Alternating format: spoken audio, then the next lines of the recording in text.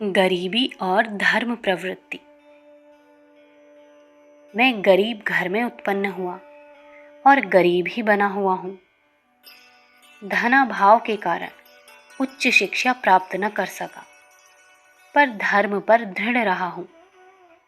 मेरे सहपाठी उच्च शिक्षा प्राप्त करके ऊंचे पदों पर पहुँचे, किंतु मुझे लोकल बोर्ड की नौकरी को ही जीविका का आधार बनाना पड़ा।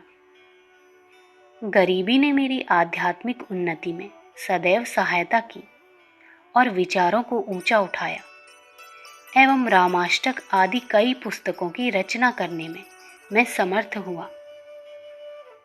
मैंने एक बार एक सोरठा बनाया जिसका अंतिम पद था, दुनिया पाप समान। यह पद बनाया ही था कि भीतर से एक प्रबल प्रेरणा हुई कि तुम्हारा यह विचार अनुचित है। तुम भी तो दुनिया में ही हो, बड़े बड़े महात्मा भी तो दुनिया में ही हैं।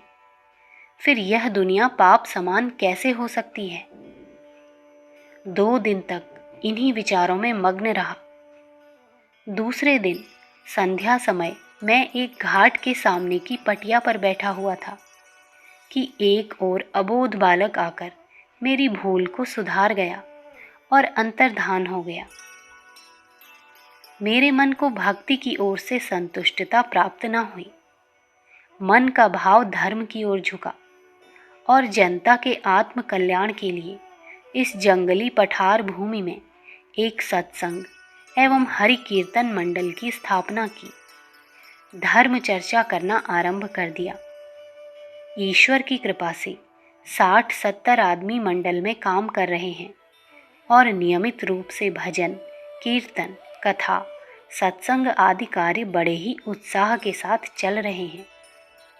हमारे साथी जो उच्च पदों पर हैं, इनमें से कई एक महानुभावों ने अधर्म की ओर प्रवृत्ति झुकाई, जिसके कारण वे अनेकानेक कष्टों में फंसे हुए हैं।